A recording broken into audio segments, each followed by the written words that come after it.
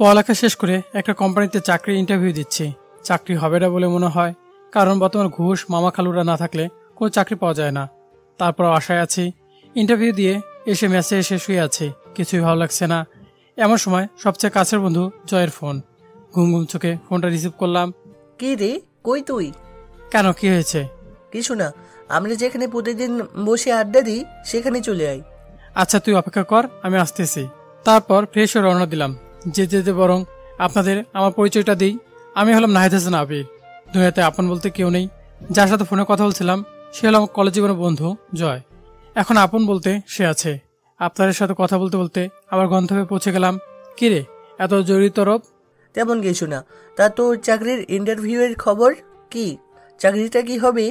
তুই তো জানিস বর্তমানে এত সহজে চাকরি পাওয়া যায় না। তারপরেও তারা বলেছে 2 দিন পরে জানাবে। আরে তুই কোনো টেনশন করিস না, দেখিস চাকরিটা ঠিক হয়ে যাবে। তাই যেন হয়। তারপর জয়ের সাথে আড্ডা দিয়ে রাতে মেসে ফিরলাম। 2 দিন পর দুপুরবেলায় মেসে শুয়ে আছি, এমন সময় মেসে কেয়ারটেকার এসে একটা চিঠি দিয়ে গেল। চিঠি খুলতে দেখলাম 2 দিন আগে যে কোম্পানিতে চাকরি ইন্টারভিউ দিয়েছিলাম চিঠিটা সেখান থেকে আসছে। চিঠিটা পড়ে দেখলাম আমার চাকরি হয়ে গেছে। আমি এটা দেখে সাথে সাথে জয়কে ফোন দিলাম। হ্যালো জয়, কোথায় তুই? কেন, কি হয়েছে? আরে ভাই, কথা বলা যাবে না, তুই তাড়াতাড়ি দেখা কর। আচ্ছা, আমি এখনই আসছি। তারপর জয় আসলো। এবার বল, কি এমন কথা যা ফোনে বললি না? আরে দোস্ত, তুই তো জানিস 2 দিন আগে একটা কোম্পানিতে চাকরি ইন্টারভিউ দিয়েছিলাম। হ্যাঁ, কেন? আর সে কোম্পানি থেকে একটা চিঠি আসছে। তা চিঠিতে কি লেখা আছে? দোস্ত, চাকরিটা হয়ে গেছে। বলিস কি রে, তাড়াতাড়ি ট্রিট দে। আরে বোকা, শুধু কি ট্রিট? চল, আজ আমার পক্ষ থেকে তোকে ডিনার করাবো। তারপর ডিনার শেষে তাড়াতাড়ি চলে আসি, কারণ কাল সকালে আবার জীবনে একটা নতুন ধাপ শুরু হতে চলেছে, মানে আমার চাকরি জীবন শুরু। সকালে ঘুম থেকে উঠে তাড়াতাড়ি অফিসের জন্য তৈরি হয়ে রওনা দিলাম, যাতে প্রথম দিন যে করেই হোক দেরি না হয়। অফিসের লিফটে প্রবেশ করার সময় কিছু একটার সাথে ধাক্কা খেলাম, কিন্তু কিসের সাথে ধাক্কা খেলাম তা খেয়াল করিনি। পর একটা মেয়ে বলে উঠল, এই যে মিস্টার, চোখে দেখেন না? জি, আমি না হয় চোখে দেখি না, ঠিক আছে। তা আপনার চোখ কি বাসায় রেখে আসছেন? কি বললেন আপনি? কেন, চোখের সাথে কি কানেরও সমস্যা আছে নাকি যে শুনতে পাননি? আপনার সাহস তো কম না, যা তা বলে যাচ্ছেন। যা তা কোথায় বললাম? ধুর, যত সব ফালতু। আমিও লিফট থেকে নামতে যাব, তখন একটা ছেলে রাগ দিয়ে বলল, কি ভাই, নতুন মনে হচ্ছে? হ্যাঁ। ভাইয়ের ভাগ্যটা মনে হয় ভালো না। কেন ভাই, এমন করে বলছেন কেন? কিছুটা মন খারাপ করে বললাম। আপনি যে মেয়েটার সাথে এতক্ষণ কথা কাটাকাটি করছিলেন, আপনি জানেন সে কে? কেন, কে সে? এই অফিসের বসের একমাত্র মেয়ে। বলেন কি? তাহলে তো মনে হয় চাকরিটা আর হলো না। দেখেন কি আছে কপালে। লোকটার কথায় মনটা খারাপ হয়ে গেল, নিজেকে মারতে ইচ্ছে করলো। কি দরকার ছিল মেয়েটার সাথে কথা কাটাকাটি করার? একটু সরি বললেও তো সবকিছু ঠিক হয়ে যেত। কথা ভাবতে ভাবতে বসের কেবিনের দিকে যেতে লাগলাম। কেবিনের সামনে গিয়ে ভয়ে ভয়ে দরজাটা খুলে, স্যার, আমি কি ভিতরে আসতে পারি? আসুন। তারপর আমি ভিতরে গিয়ে দেখি স্যারের মেয়েও ভিতরে বসে আছে। বসুন। আর তুমি তো নতুন, তাই না? জি স্যার। তা তোমার নামটা জানো কি? আমি হলাম নাহিদ হাসান আবির। চেহারার সাথে নামটাও পুরাই জোকার। ও হচ্ছে আমার মেয়ে রিয়া। ওর কথা কিছু মনে করো না বাবা, ও একটু এরকমই। আসলে মা মরা মেয়েটা আমার আদর যত্নে কমতে রাখিনি, তাই কিছু বলি না। রিয়া নামটা যেমন সুন্দর, রিয়া দেখতেও তেমন সুন্দর, শুধু একটু রাগী। তাহলে যাও, তাহলে আজ থেকে কাজে লেগে পড়ো। এভাবে সময়টা খুব ভালো কাটছিল।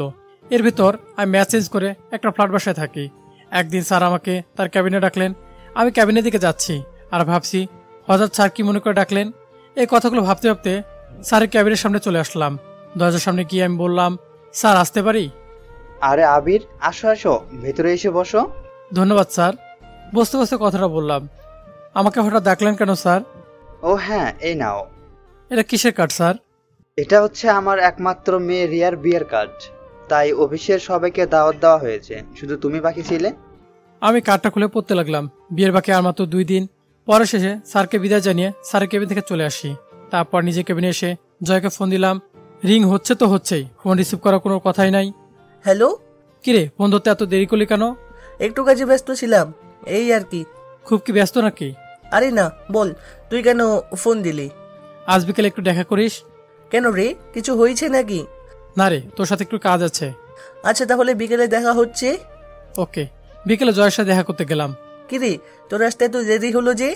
আর বলিস না, রাস্তায় যে জ্যাম, তারপর আবার অফিস থেকে বের হতে একটু দেরি হয়ে গেছে। ও আচ্ছা, তাহলে বল তোর কি খবর? নতুন বাসে যাওয়ার পর তো তোর সাথে দেখাই হয় না। এই তো চলছে। ও শোন, তোকে যে জন্য ডেকেছি। বল শুনি। তোকে আমার জন্য একটা জায়গায় যেতে হবে, তুই কিন্তু না করতে পারবি না। তা না হয় যাও যাবে, কিন্তু যাবিটা কোথায়? একটা বিয়েতে। কি, তুই আমাকে না জানিয়ে বিয়ে করেছিস? আর কি বলিস এসব? তোকে ছাড় আমি এসব করবো, তুই ভাবলি কি করে? তাহলে কার বিয়েতে যাওয়ার কথা বলছিস? আরে স্যারের মেয়ের বিয়ে, তাই স্যার অফিসে সবাইকে দাওয়াত করেছে। তা বিয়েটা কবে শুনি? এই তো 2 দিন পর। বুঝলাম। তা বিয়েতে কি উপহার দিবি, কিছু ভেবেছিস? আরে সেজন্যই তো তোকে রাখছি, না হলে তোকে আর বিয়ের দিন বলতাম। আচ্ছা, আমি ভেবে দেখি কি দেয়া যায়, আর তুইও ভাব কেমন। আচ্ছা আজ তাহলে যাওয়া যাক। দেখে একটা বিয়ের দিন চলে আসলো। আমি আর জয় যথারীতিভাবে একটা ছোট উপহার নিয়ে বিয়ে বাড়িতে উপস্থিত হলাম। বাড়িটা অনেক সুন্দর করে সাজানো হয়েছে, কিন্তু আমরা যখন বাড়ির ভিতর প্রবেশ করলাম তখন অনেকটা অবাক হলাম। আরে ভাই, অবাক না হয়ে কি উপায় আছে? একে তো বিয়ে বাড়ি, তার উপর চারপাশ কেমন যেন নীরব হয়ে আছে। কি রে শালা, ভুল করে কোনো বাড়িতে এসে বললাম নাকি? আমারও তো তাই মনে হচ্ছে। দাঁড়া, ঠিকানাটা আরেকবার ভালো করে দেখি। তাই দেখ তাড়াতাড়ি। না রে ভাই, ঠিকানা তো ঠিকই আছে। তাহলে মানুষজন সব কোথায়? চল একটু ভিতরে গিয়ে দেখি। তারপর আমরা দুজন আর একটু ভিতরে যেতে কিছু মানুষ দেখতে পেলাম। সবাই যেন নীরব হয়ে আছে, কারো মুখে কোনো কথা নাই। আমি আমার একজন কলিগকে জিজ্ঞেস করলাম, কি হয়েছে ভাই, সবাই এরকম নীরব কেন? কি আর হবে, স্যারের মেয়ের সাথে বিয়ে হওয়ার কথা ছিল, তারা নাকি এখন আর আসবে না। আসবে না মানে? তার এমনটা কি করে করতে পারে? তারা নাকি স্যারের সাথে ব্যবসায়িক সততার জন্য এমনটা করেছে, শুধুমাত্র প্রতিশোধ নেওয়ার জন্য। এ তো পুরো বাংলা ছায়াছবির মতো কাহিনী। কি বলিস তুই এসব? আমার কলিগকে জিজ্ঞেস করলাম, স্যারকে কোথাও দেখছি না যে, সে কোথায়? এসব কথা শোনার পর সে অসুস্থ হয়ে পড়েছে, তাই তাকে হাসপাতালে নিয়ে যাওয়া হয়েছে। কোন হাসপাতালে? তারপর তার কাছ থেকে হাসপাতাল ঠিকানা নিয়ে হাসপাতালে চলে গেলাম। সেখানে পৌঁছে দেখি রিয়া ম্যাডাম বাইরে বসে কান্না করতেছে। বধূর সাজে তাকে দেখতে একদম লাল পরীর মতো লাগতেছিল। আমি তার কাছে গিয়ে জিজ্ঞেস করলাম, স্যার এখন কেমন আছেন? একটা রুমের ভিতর থেকে একজন ডাক্তার বাইরে এসে বললেন, আপনাদের মধ্যে আবিরকে? জি আমি। কেন, কি হয়েছে? আপনাকে উনি ডাকছে। আমি আর কিছু না ভেবে আমি আর জয় দুজন একসাথে স্যারকে যেখানে রাখা হয়েছে সেখানে গেলাম। স্যার আমাকে দেখে বললেন, বাবা আবির, তোমার সাথে আমার কিছু কথা ছিল। হ্যাঁ স্যার বলুন। আবির, এতক্ষণে তো সব ঘটনায় শুনতে পেরেছ। তা বাবা, তুমি আমার একটা কথা রাখবে? স্যার কি কথা, আপনি আমায় বলুন, আমি অবশ্যই আপনার কথা রাখার চেষ্টা করব। আসলে তোমাকে সে কথাটা কিভাবে বলি ঠিক বুঝে উঠতে পারতেছি না। কথাটা তুমি কিভাবে নিবে তা আমি জানি না, তবে স্যার আপনি বলুন। আবির, তোমার যদি কোনো সমস্যা না থাকে তুমি তাহলে আমার মেয়েকে বিয়ে করো। অফিসের বস হিসাবে না, একজন বাবা হিসাবে তোমাকে আমি এই কথাটা বলছি। কোনো কথা বেরোচ্ছে না। আসলে স্যারের কথা শুনে আমি কি উত্তর দিব তা বুঝতে পারছি না। স্যার আমার চুপ করে থাকতে দেখে আবারও বললেন, বাবা এভাবে চুপ করে থেকো না, তুমি একটু ওকে বোঝাও। জয় আমাকে একপাশে নিয়ে, দেখ ভাই, তুই তো স্যারের কথাটা মেনে নে। সে এত করে রিকোয়েস্ট করেছে, তাই তুই আর না করিস না। আর বিয়ে আজ না হয় কাল তো করতেই হবে, তাই না? তুই তো আমার কোনো কথাই অমান্য করিস না, তাই এই কথাটা রাখ। আমি চুপ করে আছি। কি রে, এত কি ভাবছিস? হ্যাঁ বলে দে। আমি তোমাকে হাত জোর করছি বাবা, তুমি আমাকে ফিরিয়ে দিও না প্লিজ। এ কি করছেন স্যার, আপনি আমার গুরুজন। আমি আপনার কথা রাজি, কিন্তু কিন্তু কি? রিয়া ম্যাডাম কি রাজি হবে? ও তুমি চিন্তা করো না, আমার কথাও কখনো অমান্য করবে না। তারপর স্যার রিয়া ম্যাডামকে ভিতরে ডাকলেন। রিয়া ম্যাডাম তার চোখ পুষতে পুষতে ভিতরে আসলেন। তারপর স্যার তাকে বললেন, রিয়ামা, আমার একটা কথা রাখবি? কি কথা বাবা বলো, তোমার সব কথাই আমি রাখবো। মারে, তুই আবিরকে বিয়ে কর। দেখ মা, আমার মান সম্মান এখন সব তোর ওপর, তুই আর না করিস না, তুই রাজি হয়ে যা। বাবা তুমি যা ভালো বুঝো তাই করো তাহলে। তোমায় বলেছি না, আমার মেয়ে কখনো আমার কথা আবদ্ধ হবে না। আমি মাথা নিচু করে চুপ করে আছি। তাহলে আজই তোমাদের বিয়ে হবে। আপনি যা ভালো মনে করবেন। তাহলে আমি একটু আসি, তোর একটু অপেক্ষা কর। তুই আবার কোথায় যাবি এখন? বাড়ি, তোর বিয়ে, তোর ভাবিকে একটু জানাতে হবে না? চলো তাহলে বাসায় যাওয়া যাক। কিন্তু তোমার শরীর তো ভালো নেই। না রে মা, তোর বিয়ে হলে আমার শরীর এমনিতেই ঠিক হয়ে যাবে। তারপর স্যার আর আমরা সবাই মিলে স্যারের বাসায় গেলাম। আরে বুঝতে পারছেন না কেন যাচ্ছি? আরে ভাই, আজকে যে আমার বিয়ে, অবশেষে আমাদের বিয়েটা খুব ভালোভাবে হয়ে গেল।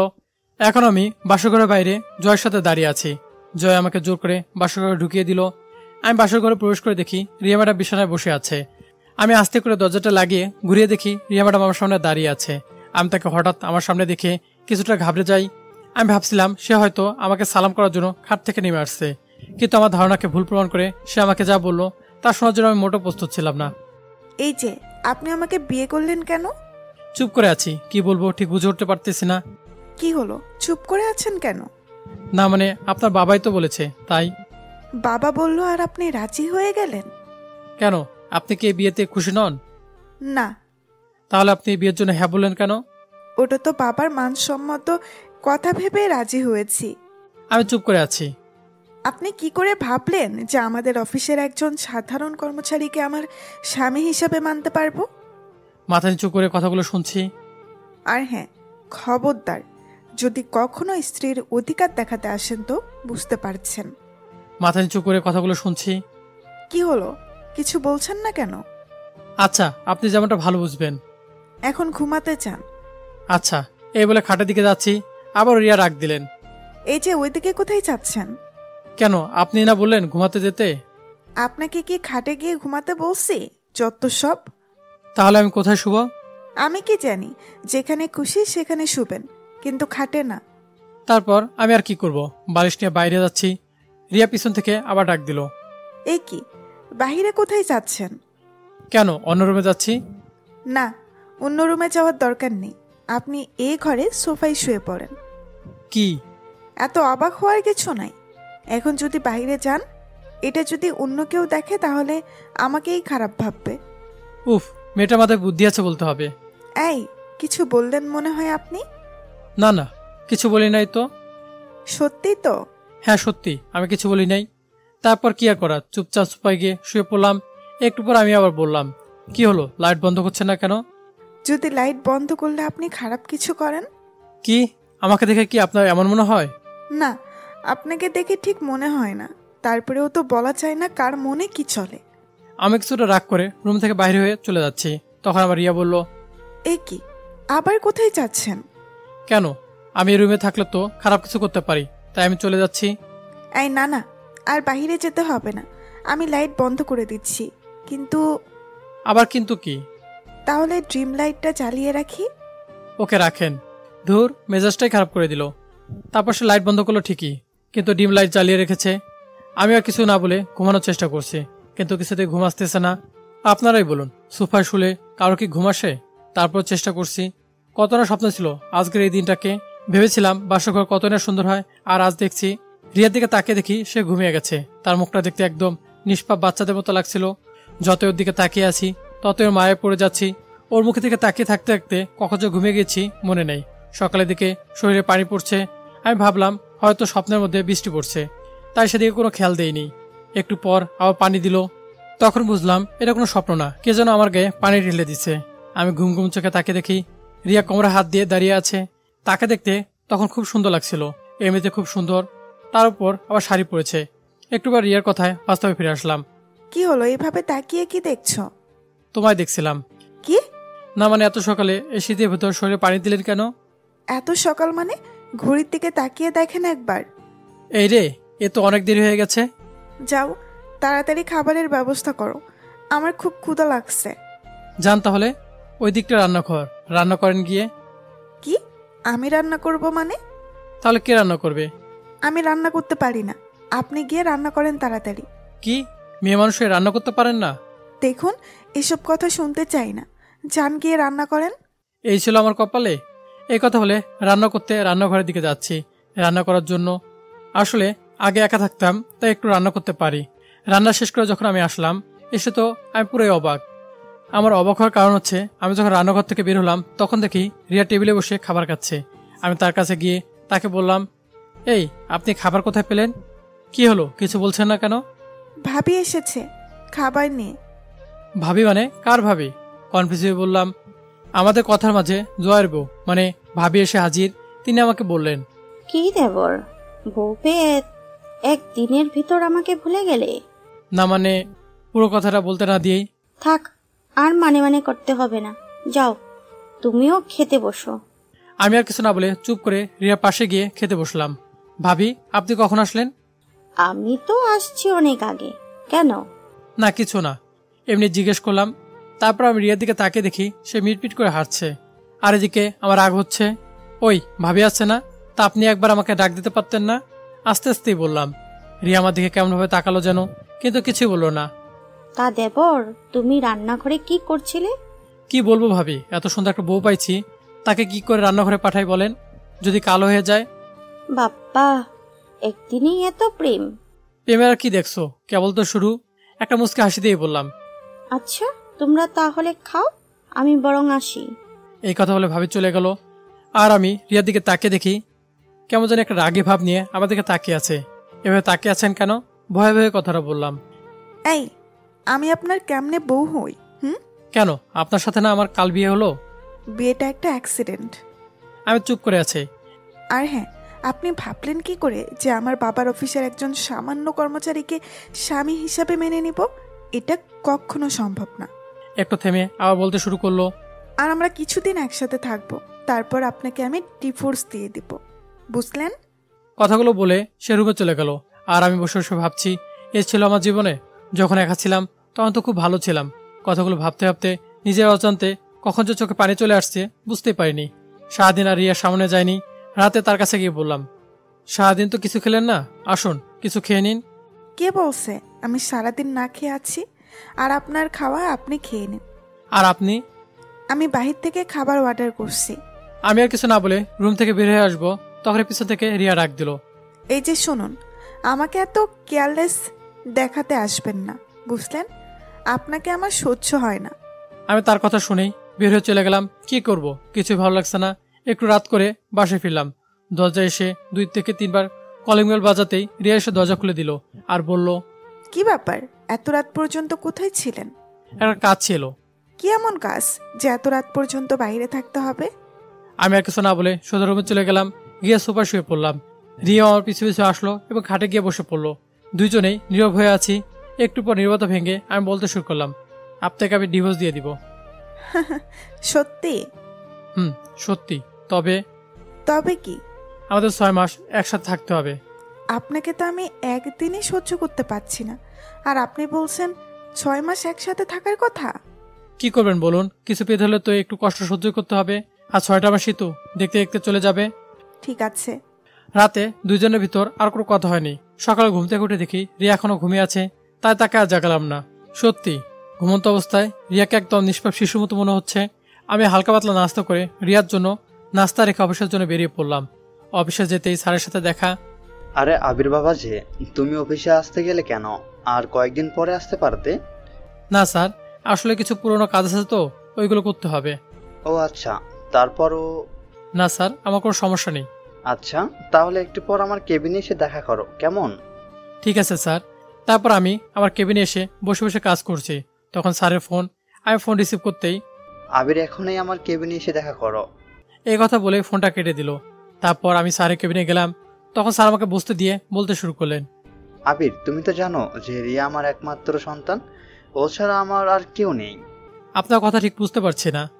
এই যে আমার যে সয় সম্পত্তি দেখছো, সবই তো এখন তোমাদের। তাই বলছিলাম কি, তুমি যদি এখন আমার কোম্পানির দায়িত্বটা নিতে। সরি স্যার, আমাকে মাফ করবেন। আমি আপনার এই কথাটা রাখতে পারবো না। কিন্তু কেন বাবা? আমি আপনার মেয়ের স্বামী বলে আপনি আমাকে আপনার কোম্পানির দায়িত্ব দিতে যাচ্ছেন, কিন্তু আমি এটা চাই না। আমি বিয়ের আগে যেমন আপনার অফিসে কর্মচারী ছিলাম, আমি চাই এখনো কর্মচারী হিসেবে থাকতে। কি বলবো বাবা তোমায়? তোমার প্রতি আমি এমনিতে কৃতজ্ঞতা, তারপরেও আজ তোমার কথা শুনে গর্বে আমার বুকটা ভরে গেছে বাবা। কি স্যার, আপনি কাটছেন কেন? আমার মেয়ে অনেক সৌভাগ্য যে তোমার মতো একজনকে জীবনসঙ্গী হিসেবে পেয়েছে। স্যারের মুখে এই কথা শোনার পর আমার মুখ দেওয়ার কোনো কথা বের হচ্ছে না। 2 চোখ দিয়ে পানি পড়ছে। তারপর স্যারের কাছ থেকে বিদায় নিয়ে নিজের কেবিনে এসে বসে আছি। তারপর অফিস ছুটি হলে বাসায় চলে আসলাম। বাসায় এসে কলিং বেল বাজানোর কিছুক্ষণ পরে এসে রিয়া দরজা খুলে দিল। আমি ভিতরে প্রবেশ করার পর খাবার টেবিলের দিকে চোখ যেতে মনটা খারাপ হয়ে গেল। কারণ আমি সকালে যে খাবার রিয়ার জন্য রেখে গিয়েছিলাম সে খাবার এখনো আছে। তার মানে রিয়া আমার বানানোর খাবার খায়নি। এটা দেখে আমার মন খারাপ হয়ে গেল। এর ভিতরে জয়ের ফোন। আমি ফোন রিসিভ করতেই, হ্যালো। কিরে বন্ধু, বিয়ে করে আমাকে একদম ভুলে গেলি নাকি? কি যে বলিস তুই, তোকে কি কখনো ভুলতে পারি? বুঝি তো। নতুন বউ নিয়ে খুব সুখেই আছো মনে হচ্ছে। সুখে আছি না ছাই? তোকে যদি বলতে পারতাম কেমন সুখে আছি তাহলে বুঝতে পারতি। মনে মনে কথাটা বললাম। কিরে চুপ করে আছিস কেন? কই চুপ করে থাকলাম। আচ্ছা, যদি ফ্রি থাকিস তাহলে দেখা করি। হ্যাঁ রে, ফ্রি আছি। তাহলে চলে আয় সেই জায়গায়। আচ্ছা, তুই অপেক্ষা কর। তারপর আমি বাসা থেকে বের হতে যাব, তখন রিয়া আমাকে পিছন থেকে ডাক দিল। কোথায় যাও? কেন, কি হয়েছে? না, কিছু হয়নি, কিন্তু তুমি রাত করে বাড়ি আসাতে এতে আমার ঘুমের অসুবিধা হয়। আপনাকে জেগে থাকতে হবে না, আপনি বরং ঘুমিয়ে থাকবেন। তাহলে দরজা খুলবে কে? আমার কাছে দরজা আলাদা চাবি আছে, আপনি দরজা তালা দিয়ে শুয়ে থাকবেন, সমস্যা নাই। ঠিক আছে। জানি না তোমাকে কিভাবে এতদিন সহ্য করব। এই কথা বলে রিয়া চলে গেল, আর আমিও বাসা থেকে বের হয়ে জয়ের কাছে গেলাম। কি রে, আসতে এত দেরি করলি কেন? একটু জ্যাম ছিল রে, মিথ্যা কথা বললাম। ও আচ্ছা, তাহলে বল, কেমন উপভোগ করছিস বিবাহিত জীবন? আরে, বিবাহিত জীবন আর শুরু করলাম কোথায়, মাত্র তো 2 দিন হলো। তোর ভাগ্যটা অনেক ভালো, এত বড় লোকের মেয়ে তোর ঘরের বউ। বন্ধু, তার বলতে হবে না। মনের ভিতর কষ্ট রেখে একটা হাসি দিয়ে কথাটা বললাম। শোন, তোকে যে জন্য ডাকা হয়েছি। বল তাহলে। মানে আমাদের ভার্সিটির কিছু বন্ধু বান্ধব তোর বউকে দেখতে চেয়েছে। আমি বলেছি তোর কাছে শুনে তাদের জানাবো। জয়ের কথাটা শুনে চিন্তা পড়ে গেলাম, কি করে রিয়াকে এই কথা বলি। সে তো কিছুতে রাজি হতে চাইবে না, আর জয়কে বা না করি কিভাবে? কি হলো, চুপ করে আছিস কেন? কোনো সমস্যা? না, কোনো সমস্যা নাই, আমি বরং বাসায় গিয়ে তোকে ফোন করে জানাবো এই বিষয়ে। আচ্ছা ঠিক আছে। জয় আর আমি কিছুক্ষণ কথা বলে যার যার বাসায় চলে আসলাম। বাসায় এসে দরজা খুলে ভিতরে প্রবেশ করলাম। রুমে গিয়ে দেখি রিয়া ঘুমিয়ে আছে। ঘুমিয়ে থাকা অবস্থায় তাকে দেখতে অনেক সুন্দর লাগে। রাতে আর তাকে ঘুম থেকে ডাকলাম না, আমি সোফায় গিয়ে শুয়ে পড়লাম। সকালে ঘুম থেকে উঠে যথারীতিভাবে আমি রিয়ার জন্য নাস্তা বানিয়ে টেবিলে রেখে অফিসের উদ্দেশ্যে ঘর থেকে বার হয়ে আসছি। রিয়া তখনও ঘুমিয়ে আছে। আমি অফিসে এসে কাজ করছি, আর মনের ভেতর শুধু একটা কথা ঘুরপাক খাচ্ছে, কি করে রিয়াকে বলি যে আমার বন্ধুরা তাকে দেখতে চায়। ও তো আমাকে সহ্য করতে পারে না, আর আমার সাথে কথা বলার সময় এমনিতে রেগে রেগে কথা বলে। অফিস ছুটি হওয়ার পর বাসায় এসে সোফায় বসে বসে ভাবছি রিয়াকে কি কথাটা বলবো। দূর, যা আছে কপালে বলে দেই। আপনার সাথে একটা কথা বলা ছিল। রিয়া টিভি দেখছিল, আমার কথা শুনে আমার দিকে মুখ ঘুরিয়ে বলল, আপনাকে তো আমার ভালোই লাগে না, আর কথা আর কি শুনবো। তারপরেও বলুন, কি বলতে চান? না মানে, আমার কিছু বন্ধুরা আপনাকে দেখতে চেয়েছে। কেন? আমাকে দেখাতে চেয়েছেন কেন? আপনি আমার বউ না, তাই দেখতে চেয়েছে। ওই, আমি আপনার বউ হই? আপনাকে বলছি আমি আপনাকে স্বামী হিসাবে মানি না, তাহলে আমি আপনার বউ হই কি করে? আমি চুপ করে আছি। যত দ্রুত সম্ভব আমাকে ডিভোর্স দিয়ে দিবেন, বুঝলেন? আমি আর কিছু বললাম না। রিয়া কথাগুলো শুনে নিজের অজান্তে চোখ দিয়ে কয়েক ফোঁটা পানি চলে এলো। আমি রিয়ার সামনে থেকে চলে আসলাম। বারান্দায় দাঁড়িয়ে আকাশের দিকে তাকিয়ে ভাবছি, কি পাপ করেছিলাম যার জন্য আমাকে এত কষ্ট পেতে হচ্ছে। সকালে একটু তাড়াতাড়ি অফিসে চলে গেলাম। অফিসে কাজের ফাঁকে পকেটে হাত দিয়ে দেখি মোবাইলটা নেই। মনে হয় সকালে তাড়াতাড়ি বাসা থেকে বের হওয়ার সময় মোবাইলটা ভুলে বাসায় রেখে আসছি। এর মধ্যে স্যারের ক্যাবিন থেকে ডাক আসলো, তাই স্যারের কাছে গেলাম। ক্যাবিনে প্রবেশ করে দেখি একটা মেয়ে বসে আছে। আমি ভিতরে যেতে স্যার আমাকে বলল, আবির, এনার সাথে পরিচয় হও। ইনি হলেন তোমার নতুন অ্যাসিস্ট্যান্ট মেঘা। মেঘা আমার দিকে তাকিয়ে হাসি মুখে হাতটা বাড়িয়ে দিয়ে বলল, হ্যালো স্যার। হ্যালো। আবির, তুমি তাহলে মেঘাকে তার কাজ বুঝিয়ে দাও, কেমন? ঠিক আছে স্যার। তাহলে মিস মেঘা, তুমি আবিরের সাথে যাও, সে তোমাকে তোমার কাজ বুঝিয়ে দেবে। Okay sir. তারপর আমি স্যারের কাছ থেকে বিদায় নিয়ে আমার কেবিনে চলে আসলাম, আর আমার পিছনে পিছনে মেঘাও আসলো। তারপর মেঘা আমাকে বলল, স্যার বলুন, আমাকে কি করতে হবে? আপনার প্রথম কাজ হলো আমাকে স্যার বলা বাদ দিতে হবে। তাহলে আপনাকে কি বলে ডাকবো? আপনি আমাকে প্রয়োজন হলে নাম ধরে ডাকবেন, তবু স্যার বলবেন না, আমার ভালো লাগে না। ডাকতে পারি, কিন্তু একটা শর্তে। কি সত্য? কিছুটা ভেবে জায়গা খেয়ে বললাম, আপনিও আমাকে আমার নাম ধরে ডাকবেন, আর আমাকে আপনি করে বলতে পারবেন না। আচ্ছা ঠিক আছে, এখন কাজের কথায় আসা যাক। ঠিক আছে। ওই যে কেবিনটা দেখছেন, ওটা এখন থেকে আপনার কেবিন। বাহ, ভালো তো, আপনার পাশে থাকা যাবে। কি বলবেন? না, কিছু না। তাহলে এখন আপনি আপনার কাজে যান। আবার আপনি করে বলছেন? আচ্ছা সরি, কেমন? যাও তুমি তোমার কাজে, এবার হয়েছে? হ্যাঁ। তারপর আমি আমার কাজ করতে লাগলাম। অফিস ছুটি হলে আমি রিক্সার জন্য বাইরে দাঁড়িয়ে আছি। তখনই মেঘা এসে বলল, কি ব্যাপার, তুমি এখনো এখানে দাঁড়িয়ে কেন? রিক্সার জন্য দাঁড়িয়ে আছি। ও আচ্ছা, তা তোমার বাসা কোথায়? কেন? না মানে, যদি কিছু না মনে করো, আমি তোমাকে বাসায় পৌঁছে দিতে পারি। আরে তুমি যাও, আমি রিক্সা পেয়ে যাব। আরে আসো তো।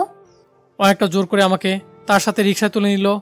আমি রিক্সায় উঠে তার থেকে একটু দূরে বসার চেষ্টা করছি, যেন তার শরীরের সাথে টাচ না লাগে। আমার এই কাজ দেখে মেঘা বলল, আপনার কি কোনো সমস্যা হচ্ছে? কই না তো। তাহলে এত দূরে সরে বসে আছেন কেন? না ঠিক আছে, আমার কোনো সমস্যা হচ্ছে না। কিন্তু আমার সমস্যা হচ্ছে। কি সমস্যা? তুমি যেভাবে বসে আছো, যদি একটা ঝাঁকি লাগে তুমি তো পড়ে যাবে। তখন তো রাস্তার মানুষ ভাববে আমি তোমাকে ধাক্কা দিয়ে ফেলে দিয়েছি। চুপ করে কথাগুলো শুনছি। কি হলো, আমার দিকে এগিয়ে বসুন। তারপর আর কি করার, বাধ্য হয়ে তার দিকে এগিয়ে বসতে লাগলাম। এই মামা, রিক্সা থামাও। কেন রিক্সা থামাতে বলছো? কারণ আমার বাসায় চলে আসছি। ও আচ্ছা, তাহলে বাই, কাল আবার দেখা হবে। এই কথা বলে মেঘা চলে গেল। আমি বাসার দিকে যাচ্ছি। বাসায় গিয়ে আমি যা দেখলাম তা দেখে পুরো অবাক। আপনারা হয়তো ভাবছেন আমি অবাক হলাম কেন, তাহলে শুনুন আপনাদের বলি। আমি ভিতরে প্রবেশ করে দেখি আমার সকল বন্ধুরা আমার বাসায় আসছে। এর মধ্যে জয় এসে বলল, কিরে, কেমন সারপ্রাইজ দিলাম? তোরা কখন আসলি? আমরা আসছি তো অনেক আগে। আমি মনে মনে ভাবছি, না জানি রিয়া কি করে। ও তো মনে হয় অনেক রেগে আছে। এখন এদের সামনে ওকে ম্যানেজ করি কিভাবে? আরে সকালে যখন তোকে ফোন দিলাম তখন তোর ফোন ভাবি রিসিভ করে। তারপর আবার থামলি কেন? আর আমি বাকিটুকু কথা শোনার জন্য আগ্রহ নিয়ে জিজ্ঞাসা করলাম, তারপর কি বল? তারপর ভাবিকে সব খুলে বললাম যে আমাদের বন্ধুরা তাকে দেখতে চাই, আর ভাবিও আমাদের বলল চলে আসতে, তাই সবাইকে নিয়ে চলে আসলাম। জয়ের কথা শুনে আমার কানকে আমি বিশ্বাস করতে পারছি না যে রিয়া ওকে এই কথাগুলো বলেছে। একটু পর দেখলাম নাস্তা হাতে রিয়া আর ভাবি আসতেছে। রিয়াকে দেখে তো আমি অবাক, কারণ রিয়া আজ শাড়ি পরেছে, এতে তাকে অনেক সুন্দর দেখাচ্ছে। আমি রিয়ার দিকে তাকিয়ে আছি, এমন সময় রিয়া চোখে চোখ পড়তেই সে আমার দিকে রাগীভাবে তাকালো। আর আমি তখন মাথা নিচু করে নিলাম। বন্ধুরা সবাই চলে যাওয়ার পর আমি রিয়ার কাছে গিয়ে ওকে বললাম, রিয়া তোমাকে অসংখ্য ধন্যবাদ। হয়েছে, আর ধন্যবাদ দিতে হবে না, আমি সব বুঝতে পারছি। এগুলো সব আপনারই প্ল্যান। আমার প্ল্যান মানে? কি মনে করো তুমি আমি কিছু বুঝি না? বারে, আমি আবার কি করলাম? তুমি তো আজ ইচ্ছে করে মোবাইলটা বাসায় রেখে গেছো, যাতে তোমার বন্ধু আমাকে ফোন দিয়ে এসব বলে, আর আমি রাজি হয়ে যাই। আর তুমি ভালো করেই জানতে আমি এই তাকে না বলতে পারবো না। বিশ্বাস করো, আমি এসব কিছুই জানি না। আর সত্যি বলছি, মোবাইলটা আমি ভুল করে রেখে গিয়েছিলাম। হয়েছে, আমার সামনে আর ভালো সাজা লাগবে না, যত সব। কথাটা বলে রুমে চলে গেল। এভাবে দিনকাল চলে যাচ্ছিল আমাদের। এতদিন হয়ে গেছে, কিন্তু এখনো আমার প্রতি তার কোনো ভালোবাসা বা ভালো ব্যবহার করে নাই। কিন্তু আমি আস্তে আস্তে রিয়াকে ভালোবেসে ফেলেছি। একদিন শুক্রবার, অফিস বন্ধ, তাই সকালে শুয়ে আছি। একটু পর বুঝতে পারলাম কে যেন আমাকে ডাকছে। আমি চোখ খুলে দেখি রিয়া আমাকে ডাকছে। আমি এটা দেখে চোখ বন্ধ করে নিলাম। আমার কাছে মনে হচ্ছে আমি স্বপ্ন দেখছি, কারণ রিয়া আমার সাথে ঠিক মতো কথাই বলে না। আজ এত ভালোবেসে ডাকছে, এই কথাগুলো চোখ বন্ধ করে ভাবছি। কিন্তু একটু পর শরীরে পানি ঢেলে দিল। আমি সাথে সাথে লাফ দিয়ে উঠলাম। আমার এভাবে লাফ দিয়ে ওঠা দেখে রিয়া হেসে দিল। আমি অপলক দৃষ্টিতে তার হাসি মাখা মুখটার দিকে তাকিয়ে আছি। এই যে মিস্টার, শুক্রবার বলে ঘুমিয়ে থাকলে চলবে? যাও এখনই ফ্রেশ হয়ে এসো, আমি নাস্তা তৈরি করছি। ওর কথাগুলো যেন আমার বিশ্বাসই হচ্ছে না। তখন রিয়া বলল, কি হলো এবার, তাকে কি দেখছেন? মনে হয় আজকে প্রথম দেখছেন। আমি চুপ করে আছি। উফ, যাও তো, খুব ক্ষুধা লাগছে, তাড়াতাড়ি ফ্রেশ হয়ে আসো। আমার দিকে তোয়ালাটা দিয়ে কথাটা বলে সে রান্নাঘরে চলে গেল। আমি ভাবছি আজ রিয়ার আবার কি হলো, নাকি আমি কোনো স্বপ্ন দেখছি? না, এটা তো কোনো স্বপ্ন না। যা ঘটছে সবে আমার সাথে ঘটছে। আমার তো বিশ্বাসই হচ্ছে না। তারপর আমি ফ্রেশ হয়ে বাইরে আসতে দেখি রিয়ার বাবা মানে স্যার সোফায় বসে আছে। এবার আমি সবকিছু বুঝতে পারছি কেন রিয়া আমার সাথে আজ এত ভালো ব্যবহার করছে। তারপর সবাই বসে একসাথে নাস্তা করছি। এমন সময় স্যার বললেন, তা বাবা আবির, তুমি সোফায় কেন শুয়েছিলে? কি বলবো স্যার, আপনি যদি সত্যিটা শুনেন তাহলে বুঝতেন আমি কেন সোফায় শুয়েছিলাম। মনে মনে কথাটি বললাম। কি হলো বাবা, চুপ করে আছো কেন? আমার চুপ করে থাকতে দেখে রিয়া বলল, বাবা ও কি বলবে, আমি বলছি কেন ও সোফায় শুয়েছিল। না জানি এখন কোন সত্যটা আবার বলবে, কে জানে। বাবা জানো, তোমার জামাই খুব খারাপ। কেন রে, ও আবার কি করলো? তখন রিয়া বলল, কি করেনি তাই বলো। আমি কাল বললাম আমাকে যেন ঘুরতে নিয়ে যায়, কিন্তু ও কিছুতে রাজি হলো না। তার এক কথায় আমাকে ঘুরতে নিয়ে যেতে পারবে না, তাই তাকে শাস্তি হিসেবে সোফায় শুতে দিয়েছি। হাই হাই, এ মায়া কয় কি, এ তো দেখি মিথ্যা বলে পটু। আমি অবাক দৃষ্টিতে রিয়া দিকে তাকিয়ে আছি। না আবির, তুমি কিন্তু কাজটা একদম ঠিক করনি। না স্যার, আসলে আমাকে থামিয়ে দিয়ে বললেন, না, আমি আর কিছু শুনতে চাই না। আমি চাই তোমরা দুজনে আজ কোথাও থেকে ঘুরে আসো। ঠিক আছে। কি এখন রাজি হলে কেন? আমার দিকে তাকিয়ে একটা মুচকি হাসি দিয়ে কথাটা বলল, তাহলে তোমরা বরং আমার গাড়িটা নিয়ে যাও, কেমন? সরি স্যার, মাফ করবেন, আমি আপনার গাড়ি নিয়ে ঘুরতে যেতে পারবো না। কেন গাড়ি নিতে পারবে না? কারণ আমি চাই না যে আমার স্ত্রীকে তার বাবার টাকায় ঘোরাতে। আমার নিজের যতটুকু সামর্থ্য আছে তাই দিয়ে আমি তার সব ইচ্ছা পূরণ করার চেষ্টা করব। আবির, তোমাকে যতই দেখছি ততই অবাক হচ্ছে আমি। বাবা, ও কিন্তু তোমাকে অপমান করছে। না রে মা, ও তো ঠিক কথাই বলেছে। না বাবা। পুরো কথা বলতে না বলতেই স্যারের ফোন আসলো, তাই তিনি ফোনে কথা বলছেন। কথা বলার শেষে স্যার আমাকে বললেন, আমি এখন যাই মা, একটু কাজ আছে, আসি বাবা। আবির, ভালো থেকো তোমরা। তারপর স্যার চলে গেলেন আর আমি রিয়ার কাছে চলে আসলাম। তুমি আমার বাবাকে অপমান করলে কোন সাহসে? আমি তাকে কোনো অপমান করিনি। তুমি তো বলবেই ছোট লোক কোথাকার, একটা গাড়ি কেনার ক্ষমতা নাই, আর তাছাড়া তুমি কোনোদিন এই গাড়িতে উঠেছিস বলে মনে হয় না, আর তুই কিনা আমার বাবার মুখের উপর না বলে দিলি। রিয়া, তুমি কিন্তু একটু বেশি বুঝছো। আমি কিন্তু তাকে কোনো অপমান করে কথা বলি নাই।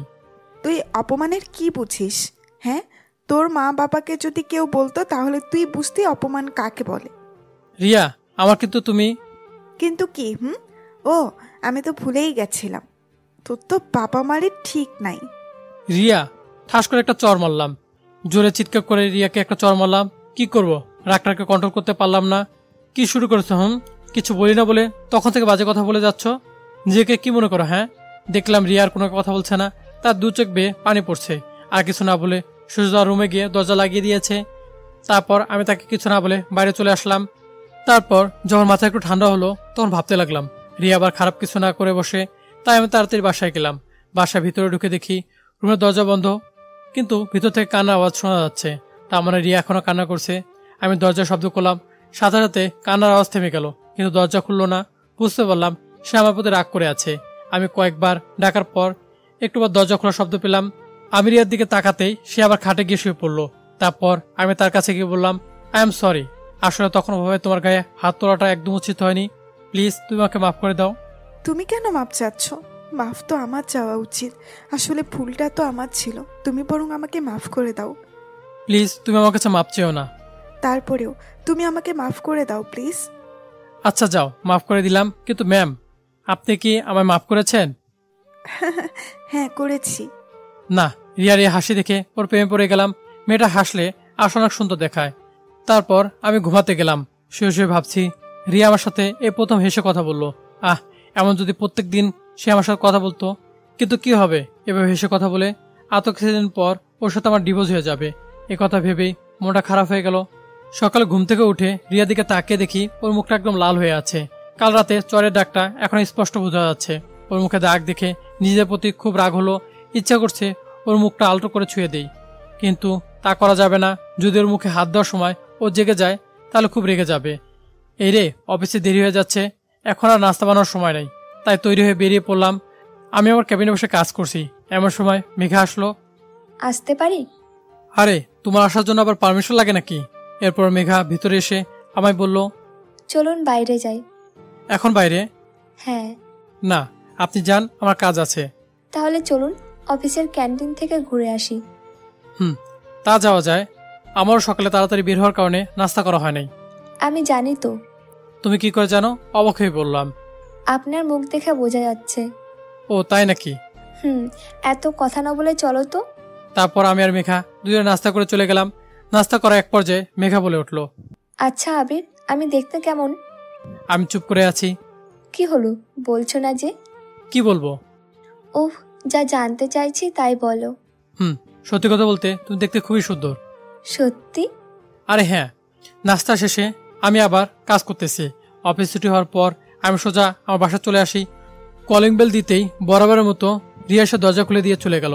তারপর আমি ফ্রেশ হয়ে বাইরে বের হতেই রিয়া আমার দিকে অগ্নিদৃষ্টিতে তাকিয়ে আছে। আর আমি তার এইভাবে তাকিয়ে থাকা দেখে মনে মনে ভাবতে লাগলাম, আমি তো আজ এমন কোনো কাজ করি না যে রিয়া আমার প্রতি এভাবে রেগে থাকবে। তারপর আমি ভয়ে ভয়ে জিজ্ঞেস করলাম, ওভাবে তাকিয়ে আছো কেন? কেন তাকিয়ে আছি তুমি বুঝতে পারছো না? না। বাসায় যে তুমি ছাড়া অন্য একজন মানুষ থাকে তুমি জানো না? অন্য কে থাকে আবার? কি, অন্য কেউ থাকে না? তাহলে আমি কে? বারে, তুমি অন্য একজন হবে কেন? এটা তো তোমারই বাসা, তাই না? তুমি তো আমাকে অন্য একজন মনে করো। আমি যে এই বাসাতে থাকি সেটাও তুমি ভুলে গেছো। কি বলছো সব তুমি? ঠিকই তো বলছি। তাহলে তুমি আমার জন্য সকালে নাস্তা নিয়ে যাওনি কেন? তুমি জানো না আমি রান্না করতে পারি না? তুমি তো বাইরে থেকে খাবার নিয়ে আসো, তাই আমাকে আর বলতে না দিয়ে। তাহলে এর আগে যে নাস্তা বানিয়ে রেখে যেতে সেগুলো কার জন্য রেখে যেতে? আমি চুপ করে আছি। চুপ করে দাঁড়িয়ে না থেকে খাবারের ব্যবস্থা করো। সকাল থেকে কিছুই খাই নাই, আমার খুব ক্ষুধা লাগছে। কি বলছো এসব তুমি? সকাল থেকে কেন না খেয়ে আছো? তোমার প্রতি রাগ করে, তাই ভাবলাম যতক্ষণ না তুমি রান্না না করছো ততক্ষণ পর্যন্ত আমি কিচ্ছু খাবো না। আমার প্রতি কেন রাগ করে না খেয়ে থাকবে? তা তোমাকে বুঝতে হবে না। কেন কেন? যাও, তোমাকে আমার জন্য রান্না করতে হবে না, খাবো না আমি। এই কথা বলে আবার রাগ করে রুমে চলে গেল। হঠাৎ রিয়ার কি হলো যে আমার সাথে এত ভালো ব্যবহার করছে? ও মনে হয় ভেবেছে আর তো মাত্র কটা দিন আছে আমার সাথে থাকবে, তা হয়তো আমার প্রতি দয়া দেখাচ্ছে। না, এসব আমি কি ভাবছি আবল তাবল। যাই, এখন রান্নাঘরে গিয়ে রিয়ার ফেভারিট কিছু রান্না করে নিয়ে আসি। এই যা, আমি তো রিয়া কি কি পছন্দ করে তা জানি না, এখন কি করি? অনেক ভাবার পর একটা বুদ্ধিমাতা এলো, দেখি কাজে লাগিয়ে দিলাম স্যারকে ফোন, মানে রিয়ার বাবাকে। আরে আবির বাবা যে, কেমন আছো? জি স্যার, ভালো আছি। আপনি কেমন আছেন? আমিও ভালো আছি। আর শোনো, কথায় কথায় এত ছাড়ছাড় করো কেন? আমি চুপ করে আছি। আমি তোমার অফিসের বস, কিন্তু এখন তো তুমি অফিসে নাই যে ছাড়ছাড় বলবে, তাই এখন থেকে বাবা বলে ডাকবে, কেমন? Okay sir. আবার স্যার? সরি বাবা। এবার ঠিক আছে। তা জামাই, কি করতে রাতে ফোন দিলে? না মানে, আপনার মেয়ে কি কি খেতে ভালোবাসে তা যদি একটু বলতেন। কেন, তুমি আবার আমার মেয়ের জন্য রান্না করবে নাকি? এই তো এই আর কি, লজ্জা পেয়ে বললাম। আচ্ছা, বলছি শোনো। তারপর স্যারের কাছ থেকে রিয়া সব প্রিয় খাবারের নাম জেনে সেটা রান্না করতে লাগলাম। জানি না কতটুকু ভালো হবে। রান্না শেষ করে টেবিলে সবকিছু সাজিয়ে রেখে রাখতে গেলাম। রিয়া, রান্না করে শেষ, তাদের খেতে আসো। আমি খাবো না। প্লিজ রাগ করো না, এসে খাবার খেয়ে নাও। বললাম না আমি খাবো না। আর তুমি এখান থেকে যাও তো, বিরক্ত করো না। আচ্ছা ঠিক আছে, তোমাকে আর বিরক্ত করবো না। এই বলে যে অন্যদিকে ঘুরবো, তখন দরজা খুলে রিয়া চলে আসলো। তারপর আমার সাথে কোনো কথা না বলে সোজা খাবার টেবিলে গিয়ে বসে পড়লো। আর আমি তাকে খাবার বেড়ে দিয়ে বললাম, এই নাও তোমার প্রিয় খাবার। ওয়াও, এটা যে আমার প্রিয়, তুমি জানলে কি করে? সেটা জেনে কি করবে, তুমি বরং খেয়ে দেখো কেমন হয়েছে। তারপর রিয়া খাবার মুখে দিয়ে আমাদেরকে রাগীভাবে তাকালো। এটা থেকে আমি বুঝতে পারলাম খাবার বেশি ভালো হয়নি। এই খাবার তুমি বানিয়েছো? হ্যাঁ, ভয়ে ভয়ে বললাম। সত্যি বলছো তো? জানি বেশি ভালো হয় নাই। এ কথাটা বলে মাথা নিচু করে আছি। তখনই রিয়া জুড়ে হাসি দিয়ে বলে, আরে বোকা, কে বলছে খারাপ হয়েছে? খাবারটা অনেক অনেক ভালো হয়েছে, মনে হচ্ছে পুরো রেস্টুরেন্ট থেকে আনা। সত্যি বলছো? একদম সত্যি বলছি, তুমি নিজেই খেয়ে দেখো। না, তুমি খাও, তারপর আমি খাবো। না, তা হবে না, আমরা একসাথে খাবো। তারপর আর কি করার, একসাথে খাওয়া দাওয়া শেষ করে ঘুমাতে গেলাম।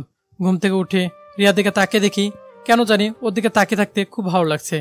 তারপর অফিসে চলে আসলাম। আজ একটু কাজ কম, তাই বিকেলে ছুটি দিল। অফিস থেকে বের হতেই মেঘা এসে বলল, আজ তো তাড়াতাড়ি ছুটি হয়ে গেল, চলুন কোথাও বসে চা বা কফি খাওয়া যাক। এই বিকেলটা মন্দ হয় না। তারপর আমি আর মেঘা একটা কফি শপে আসলাম। কফি শপের ভিতরে গিয়ে বসতে দেখি আমার সামনের টেবিলে রিয়া আর কিছু মেয়ে, মনে হয় রিয়ার বান্ধবী হবে। তারপর মেঘা বলল, তোমার জন্য কি অর্ডার করব? যেটা তোমার ভালো লাগে সেটাই অর্ডার করো। আমি আর চোখে রিয়ার দিকে তাকিয়ে দেখি রিয়া বারবার আমার দিকে তাকাচ্ছে আর আমার সাথে মেয়েটাকে তা দেখার চেষ্টা করছে, কিন্তু পাচ্ছে না, কারণ মেঘা মুখোমুখি হয়ে বসে আছে। একটু পর কফি চলে এলো। আমি আর মেঘা কফি খাচ্ছি আর গল্প করছি। আমি এমনভাবে আছি যে আমি রিয়াকে দেখি নাই। আমি একবার রিয়ার চোখে তাকিয়ে দেখি সে পুরো রেগে গজগজ করছে। আমাদের কফি খাওয়া শেষ হলে আমরা চলে যাওয়ার জন্য বাইরে চলে এলাম। আমি বুঝতে পারছি আমার পিছনে পিছনে রিয়াও আসছে। আমি সেটা দেখে মেঘাকে বললাম, মেঘা চলো ওই দিকটায় যাই, ওইখানে একটা সুন্দর পার্ক আছে। চলো তাহলে। তারপর দুজন একটা রিক্সা চড়ে রিয়ার সামনে দিয়ে চলে গেলাম। ঘোরা শেষ হলে রাতে বাসায় ফিরলাম। বাসায় এসে দেখি দরজাটা আগে থেকেই খোলা, তাই ভিতরে প্রবেশ করি। একটু পর রিয়া আমার কাছে চলে এলো। কোথায় ছিলে এত সময়? কোথায় থাকবো, আবার অফিসে ছিলাম। তোমার অফিস তো অনেক আগেই ছুটি হয়েছে, এত সময় কোথায় ছিলে? বন্ধুদের সাথে ছিলাম। ও আচ্ছা, তা মেয়েটা কে শুনি? কোন মেয়ে? না জানা অভিনয় করে। এই যে যার সাথে কফি শপে এত হাসাহাসি করে কথা বলছো। তুমি জানলে কিভাবে যে আমি কার সাথে বসেছিলাম? তা আমি দেখেছি তোমাদের দুজনকে। তাই নাকি? এখন বলো মেয়েটা কে? আমার ফ্রেন্ড বলতে পারো। তোমার ফ্রেন্ড হলে সেদিন আসলো না কেন? এই তো কিছুদিন হলো ওর সাথে পরিচয় হয়েছে। ছি, তোমার লজ্জা করে না? ঘরে বউ থাকতে তুমি। ওয়েট, বউ মানে কি? তোমার কথা বলছো? তা আর কার কথা বলবো শুনি? তোমার সাথে তো আমার কয়েকদিন পর ডিভোর্স হয়ে যাবে। তাছাড়া তুমি তো আমাকে দুই চোখে সহ্য করতে পারো না। দেখলাম রিয়া আমার কথাগুলো শুনে কিছুটা চুপ হয়ে গেল। তারপর আবার বলল, ডিভোর্স তো এখনো হয়নি, যতদিন না হয় ততদিন তো আমি তোমার বউ। কথাটা বলার সময় দেখলাম ওর চোখের কোনো পানি। তবে কি রিয়া আমাকে ভালোবাসতে শুরু করেছে? কথাটা ভেবে নিজে অজান্তে মুখে হাসি ফুটে উঠল। পরের দিন দুপুরে অবশ্য বসে কাজের ব্যাপারে মেঘার সাথে কথা বলতেছি, এমন সময় দেখি রিয়া আসলো। ও ভিতরে এসে রিয়াকে দেখে আমাদেরকে রাগী ভাব নিয়ে তাকিয়ে আছে। তারপর আমি মেঘাকে বললাম, তুমি যাও, আমি তোমাকে পরে ডেকে নিব। তুমি হঠাৎ এখানে? কেন, আসতে পারি না? না, তা পারবে না কেন? এটা তো তোমারই অফিস। আমি না আসলে হয়তো বা ভালো হতো। কেন? এই যে তোমাদের কথা বলাই সমস্যা করলাম। তা অবশ্য ঠিক। কি বললে তুমি? কই কিছু না তো। না, তুমি কিছু একটা তো বলছো। আরে কিছুই বলি নাই। দেখলাম রিয়া হাতে টিফিন বাতি। আমি তাকে বললাম, হাতে ওটা কি আমার জন্য আনছো? এনেছিলাম একজনের জন্য, কিন্তু সে তো খুব ভালো আছে। কথাটা বলে রিয়া চলে গেল। আর পিছন থেকে এত রাখার পর শুনলো না, চলে গেল। তারপর আমি ক্যাবিনে বসে আছি, এমন সময় মেঘা এসে বলল, আবির, মেয়েটা কে? কেন তুমি জানো না? জানলে তোমায় জিজ্ঞাসা করতাম নাকি। ও হচ্ছে আমাদের অফিসের বসের মেয়ে, আমার স্ত্রী। কি, তোমার স্ত্রী? হ্যাঁ। কই, আগে তো বলো নাই কখনো। তুমি তো জানতে চাও নাই। ও আচ্ছা। কি ব্যাপার, তোমার চোখে পানি কেন? কই পানি? আমি দেখতে পাচ্ছি তোমার চোখে পানি। মনে হয় চোখে কিছু পড়েছে। কই দেখি তো। না, তোমাকে দেখতে হবে না। বলে সে চলে গেল। অফিস ছুটি হওয়ার পর কোথাও মেঘাকে দেখতে পেলাম না। তারপর আমি বাসায় চলে আসি। বাসায় এসে ফ্রেশ হয়ে রান্না করতে যাব, তখন রিয়া এসে বলল, তোমাকে আজ রান্না করা লাগবে না। রাতে তাহলে খাবো কি? আচ্ছা, আমি রান্না করছি। কি বলো, তুমি রান্না করা শিখলে কবে? রান্না করতে পারি না, তবে রান্না করার চেষ্টা করছি। সেগুলো কি খাওয়ার মতো হয়েছে? যাও, তোমাকে খাওয়া লাগবে না। আরে আরে, দেখো আবার রাগ করে। দাও তাড়াতাড়ি খেতে দাও, খুব ক্ষুধা লাগছে। রিয়া হাসি মুখে খাবার বেরিয়ে দিল। আমি খাবার মুখে দিয়ে দেখি খাবারের লবণ হয়নি, খুব ঝাল হয়েছে। কেমন হয়েছে? খুব ভালো হয়েছে। তুমি এত ভালো রান্না করতে পারো, তাহলে আগে কেন রান্না করো নাই? সত্যি বলছো তুমি? হ্যাঁ। তারপর রিয়া নিজে খেতে বসলো। এই কি করছো তুমি? কেন আমি খাবো না? না, এগুলো তো আমার জন্য রান্না করেছো, তা আমি খাবো। বারে, প্রথমবার রান্না করলাম, খেয়ে দেখতে হবে না কেমন হয়েছে? তারপর আর কি করার, সে খেতে বসলো। খাবার প্রথমে মুখে দিতেই ফেলে দিয়ে পানি পানি বলে চিৎকার করতে লাগলো। আমি তাকে পানি দিলাম। তারপর সে পানি খেয়ে আমাকে বলল, এত বাজে হয়েছে, তুমি খাচ্ছ কি করে? ছি ছি। তুমি এত ভালোবেসে আমার জন্য প্রথমবার রান্না করেছো, এটাই অনেক। রিয়া শুধু আমার মুখের দিকে তাকিয়ে বলল, না, তোমাকে এটা খেতে হবে না, আমি বাহির থেকে খাবার অর্ডার করছি। না, অর্ডার করলে তোমার জন্যই করো, আমি তো আজ এগুলো খাবোই। খাওয়া শেষে ঘুমাতে গেলাম। ঘুম থেকে উঠে ফ্রেশ হয়ে বাইরে আসার সাথে সাথে রিয়া আমার দিকে কাগজে মোড়ানো একটা খাম দিয়ে বলে, এটা নাও। এটা কি? আমি কি জানি, এটা একজন লোক এসে দিয়ে গেল, বললো তোমায় দিতে। আমি রিয়ার হাত থেকে খামটা নিয়ে পড়তে লাগলাম। পড়া শেষ হতে রিয়া আমাকে বলল, কি এটা? এতে কি লেখা আছে? ওই যে তুমি যা চেয়েছিলে তাই। মানে কি? এটা ডিভোর্স পেপার, উকিল সাহেব পাঠিয়েছে। এখন এটাতে দুইটা সাইন করে দিলে তুমি মুক্ত হয়ে যাবে। কথাটা শুনে রিয়ার মুখ ফ্যাকাশে হয়ে গেল। এই নাও, আমি সাইন করে দিয়েছি, এখন তুমি সাইন করে দিলে হয়। কথাটা বলে আমি অফিসে চলে আসি। একটু পর ফোন বেজে উঠলো। ফোনের দিকে তাকিয়ে দেখি স্যার ফোন করেছে। হ্যালো আবির, তুমি এখন এই হাসপাতালে চলে আসো। কেন স্যার, কি হয়েছে? রিয়া রিয়া বলুন না, রিয়ার কি হয়েছে? ও ঠিক আছে তো? বাবা, রিয়া সুসাইড করেছে। কথাগুলো শুনে আমার পায়ের নিচ থেকে যেন মাটি সরে গেল। তাই আমি আর এক মুহূর্ত দেরি না করে তাড়াতাড়ি বেরিয়ে পড়লাম হাসপাতালের উদ্দেশ্যে। হাসপাতালে গিয়ে স্যারকে বললাম, স্যার রিয়া কোথায়? বলুন না স্যার, রিয়া কোথায়? অপারেশন থিয়েটারে। আমি চুপ করে আছি। জানি না মেয়েটা কেন এমন পাগলামো করলো। সকালে হঠাৎ বাসায় গিয়ে সোজা নিজের রুমে চলে গেল। আমি পেছন থেকে ডাকার পরেও একটি বারও আমার ডাক শুনলো না। পরে আমি ঘরে গিয়ে দেখি সে বিষ খেয়েছে। কথাটা বলে কান্না করতে লাগলো। তারপর আবার বলল, তোমার সাথে কি কিছু হয়েছে? আসলে পুরো কথাটা বলতে আর পারলাম না। এর মধ্যে ডাক্তার চলে আসলো। তাড়াতাড়ি ডাক্তারের কাছে গিয়ে জিজ্ঞেস করলাম, ডাক্তার ও ঠিক আছে তো? দেখুন, রুগী এখন ঠিক আছে, একটু পর ওনাকে বেডে দেওয়া হবে। ডাক্তার, আমি কি ওর সাথে দেখা করতে পারি? যান, কিন্তু প্লিজ ডাক্তার। আচ্ছা যান তাহলে। তারপর আমি ভিতর গিয়ে দেখি রিয়া ঘুমিয়ে আছে। ওকে দেখতে একদম বাচ্চাদের মতো লাগছে। আমি গিয়ে ওর মাথার কাছে বসে আছি। একটু পর রিয়া আস্তে আস্তে চোখ খুললো। তারপর আমি তাকে বললাম, কি ব্যাপার, এরকম পাগলামো করছো কেন? কি করব বলো? তোমাকে যদি না পাই তাহলে এই জীবন রেখে কি লাভ বলো? তোমার সাথে যে খারাপ ব্যবহার করেছি, এতে করে তুমি আমাকে কখনো মেনে নিতে পারবে না। তাই বলে তুমি সুইসাইড করবে? কেন বাঁচালে আমাকে? আমি মরে গেলে ভালো হতো। ঠাস করে রিয়ার গালে একটা চড় মারলাম। তুমি আমাকে মারলে? মেরেছি, বেশ করেছি। আমার ওকে আমি মারছি, আরেকবার যদি মরার কথা আনে তাহলে আবারও মারবো বলে দিলাম। ভালোবেসে ফেলেছি গো তোমায়। এই কয়দিনে তোমায় অনেক বেশি ভালোবেসে ফেলছি। কথাগুলো বলে আমাকে জড়িয়ে ধরে কেঁদে কেঁদে বলতে লাগলো। আমিও তাকে জড়িয়ে ধরে কেঁদে কেঁদে বলতে লাগলাম, আসলে এটা কোনো দুঃখের কান্না নয়, এটা একটা হচ্ছে আনন্দের কান্না। আমিও যে তোমাকে খুব ভালোবাসি, যেদিন তোমায় প্রথম দেখেছি সেদিন থেকে তোমাকে ভালোবেসে ফেলেছি। তাহলে ডিভোর্স পেপারে সই করলে কেন? ওটা তো ডিভোর্স পেপার ছিল না। তাহলে? তুমি ভুলে গেছো আজ তোমার জন্মদিন? ওটা তো তোমার জন্মদিনের শুভেচ্ছা কার্ড ছিল, আর তুমি সেটাকে ডিভোর্স পেপার ভেবে সুইসাইড করতে গেছো। তবে রে দুষ্টু, দেখাচ্ছে তোমায় মজা। আরে আরে করো কি, ডাক্তার তোমাকে নড়তে বারণ করেছে। তারপর রিয়াকে জড়িয়ে ধরে কপালে ভালোবাসার একটা স্পর্শ দিলাম। এর মধ্যে স্যার এসে, আমি কি আসতে পারি? না, এখন কারো আসা যাবে না। এ পাগলি কি করো, ছাড়ো বলছি, স্যার দেখছে তো। দেখলে দেখুক, আমার স্বামীকে আমি জড়িয়ে ধরছি। ওকে, থাকো তোমরা। 2 দিন পর রিয়াকে বাসা নিয়ে ফিরলাম। রাতে রিয়াকে বললাম, আমি কি সোফায় শুবো? কি বললে তুমি? সোফায় শুতে চাও এখনো? দাঁড়াও তাহলে। এই বলে আমাকে দৌড়ানি দিল। আমি দৌড়ে গিয়ে খাটে শুয়ে পড়লাম। রিয়াও আমার বুকে শুয়ে পড়লো। তারপর আমি বললাম, আচ্ছা আমাদের তো বাসরাত হয়নি, চলো আজ আমরা বাসরাত উদযাপন করি। যাও দুষ্টু কোথাকার। এ বলে লজ্জায় তার মুখটা আমার বুকের সাথে চেপে ধরলো। তারপর দুজন মিলে হারিয়ে গেলাম ভালোবাসার অতলে। সকালে রিয়ার ডাকে ঘুম ভাঙলো। দেখলাম সে গোসল করে এসেছে, আয়নার সামনে দাঁড়িয়ে তার চুল শুকাচ্ছে। আমি পিছন থেকে তাকে জড়িয়ে ধরলাম। এই কি করছো? ছাড়ো বলছি। না, ছাড়তে মন চাচ্ছে না। অফিস নেই আজকে। আজ যেতে মন চাইছে না, মন চাইছে সারাদিন তোমাকে এভাবে জড়িয়ে ধরে রাখি। তা বললে তো হবে না। যাও গিয়ে ফ্রেশ হয়ে এসো, আমি নাস্তা দিচ্ছি। তারপর আর কি করার, ফ্রেশ হতে চলে গেলাম। ফ্রেশ হয়ে এসে নাস্তা করে অফিসে যাওয়ার জন্য বের হতে রিয়া বলল, এই শোনো, আজ একটু তাড়াতাড়ি ফিরবে কেমন? ওকে মহারানী। এই বলে রিয়ার কপালে ভালোবাসার স্পর্শ রেখে দিলাম। অফিসে এসে যা শুনতে পাই তার জন্য আমি মোটে প্রস্তুত ছিলাম না। মেঘারাকে চাকরি ছেড়ে দিচ্ছে। কথা শুনে খুব অবাক হলাম। হঠাৎ কি এমন হলো যার জন্য চাকরি ছেড়ে দিয়েছে? এই কথাগুলো ভাবছি, আর এমন সময় দেখতে পেলাম মেঘা আমার ক্যাবিনের দিকে আসছে। মেঘা, আমি এসব কি শুনছি? তুমি নাকি চাকরি ছেড়ে চলে যাচ্ছ? যা শুনেছেন সত্যি শুনেছেন। এসবের মানে কি? হঠাৎ করে চাকরিটা ছেড়ে দিচ্ছ কেন? আপনার জন্য। আমার জন্য মানে কি বলছো এসব তুমি? জানেন আমার বাবাকে? আমি কিভাবে তোমার বাবাকে চিনবো? আমি তো তাকে দেখিনি। আমার বাবা হচ্ছে এদেশের একজন সুনামধন্য ব্যবসায়ী। নাম শুনেছেন? হ্যাঁ, তা শুনবো কেন?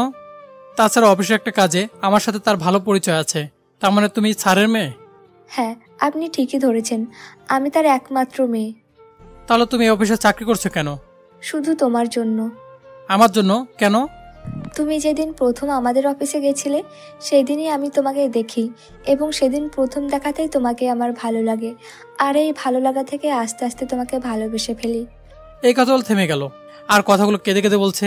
তারপর আবার বলতে শুরু করলো, শুধু তোমায় একটি নজর দেখার জন্যে, তোমার ভালোবাসার টানে এই অফিসে তোমার সহকারী পদে চাকরি নিয়েছি। কিন্তু আমি জানতাম না যে আমার ভালোবাসার মানুষটি আগে থেকে অন্য কারো হয়ে আছে। যখন জানলাম তখন নিজেকে শেষ করে দিতে চেয়েছিলাম। যাকে ভালোবাসি তাকে পাবো না যখন, তখন আর বেঁচে থেকে কি লাভ বলো? পরে ভাবলাম আমার ভালোবাসাটা না হয় তোমার আর রিয়ার মাঝে বেঁচে থাক। কথাগুলো বলেই আমাকে জড়িয়ে ধরলো। আমি এখন কি করব কিছু বুঝতে পারছি না। ভালোবাসি আবির, তোমাকে অনেক ভালোবাসি। তোমাকে ছাড়া যে আমি একটা মুহূর্তও থাকতে পারবো না। আমি তোমার সাথে থাকলে আমি আর নিজেকে ধরে রাখতে পারবো না, তাই আমি এখান থেকে চলে যাচ্ছি। জানি তোমাকে ছাড়া থাকতে কষ্ট হবে, তবুও চেষ্টা করব তোমাকে ছাড়া বেঁচে থাকার। কথাগুলো আমাকে জড়িয়ে ধরে বলছিল, তারপর আমাকে ছেড়ে দিয়ে বলে, আর একটা কথা, আমি যদি তোমার মনে কষ্ট দিয়ে থাকি তাহলে আমাকে মাফ করে দিও, আর ভালো থেকো। কথাগুলো বলে কাঁদতে কাঁদতে চলে গেল আমার কেবিন থেকে। আর আমি সেখানে দাঁড়িয়ে আছি, যাই না কখন নিজে অজান্তে চোখের পানি চলে আসছে। একটু পর রিয়া ডাকে বাস্তবে ফিরে আসি। কি হয়েছে তোমার? সে কখন থেকে ডাকছি, কোনো সাড়া নেই তোমার। ও তুমি, তা কখন এলে? এইমাত্রই আসলাম। ও, কি এমন ভাবছিলে যে আমি কখন আসছি তাও বুঝতে পারো নাই? না তেমন কিছু না। তা তুমি হঠাৎ কি মনে করে অফিসে আসলে? কেন, আমার আসাতে বারণ নাকি? তা হবে কেন? তারপরও আমাকে সম্পূর্ণ কথা না বলতে দিয়ে রিয়া বলল, আমি নিজের হাতে তোমার জন্য তৈরি করছি। কি খাওয়ার মতো তৈরি করেছো নাকি আগের দিনের মতো?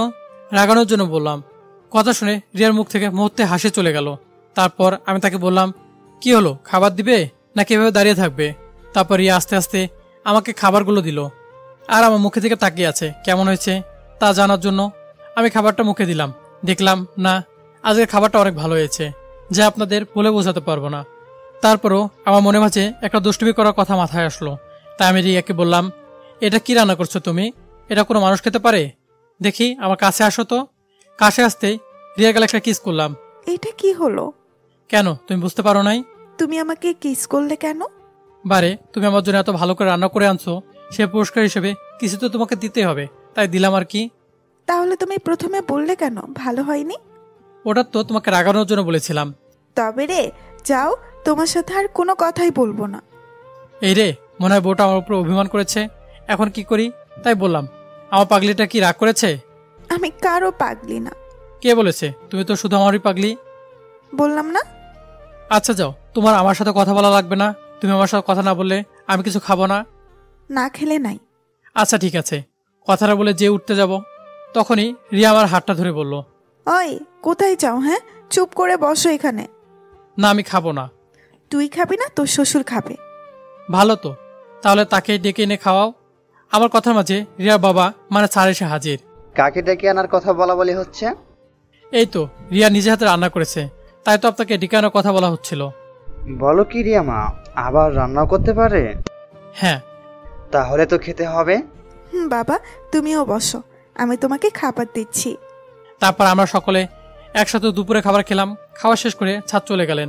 আর আমি রিয়াকে বললাম, রিয়া, আমার না এখন মিষ্টি খেতে মন চাচ্ছে। এখন মিষ্টি কোথায় পাবো?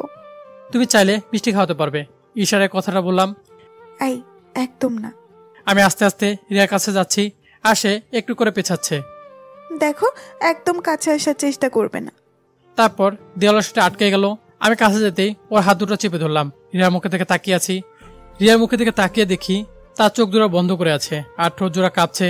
তারপর আমাদের 4 ঠোঁট একসাথে বেশি একাকার হয়ে গেল। আচ্ছা চলো, এখন আমাকে নিয়ে তুমি ঘুরতে যাবে। না, এখন পারবো না, অনেক কাজ বাকি আছে। কি বললে তুমি?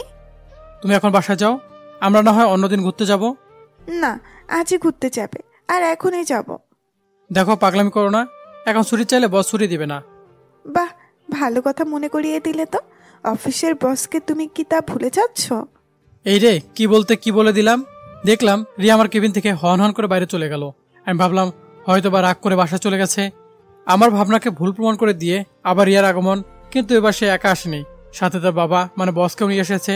এসে আমাকে প্রশ্ন, কি ব্যাপার আবির, তোমার কি এমন কাজের চাপ? না মানে। হয়েছে, আর মানে মানে করতে হবে না, যাও রিয়াকে নিয়ে কোথাও থেকে ঘুরে আসো। আচ্ছা স্যার। আমি রিয়া দিকে তাকিয়ে দেখি রিয়া মিটমিট করে হাসতেছে। আর শোনো, যত কাজে থাকুক না কেন, আমার রিয়া মা ডাকার সাথে সাথে চলে যাবে কিন্তু। এই কথা বলে স্যার চলে গেলেন। তারপর রিয়া আমার কাছে এসে বলল, কি এবার যাওয়া যাবে নাকি আবারও বাবাকে ডাকতে হবে? এই না না, আর দেখতে হবে না, চলো যাচ্ছি। তারপর আমরা দুজন অফিসের সামনে দাঁড়িয়ে আছি। যাও, রিক্সা ডাকো। রিয়ার কথা শুনে আমি তার দিকে অবাক হয়ে তাকিয়ে আছি। কি হলো, এমন করে তাকিয়ে আছো কেন? বললাম না রিক্সা ডাকতে। তুমি যাবে রিক্সায়? হ্যাঁ যাব। কেন, কি হয়েছে? তোমার না রিক্সা উঠতে ভালো লাগে না? এখন ভালো লাগে। তুমি কি ডাকবে নাকি আমিই ডাকবো? এই না না, ডাকছি, তুমি একটু দাঁড়াও। তারপর আমরা দুজন রিক্সাতে করে একটা পার্কের উদ্দেশ্যে যাচ্ছি।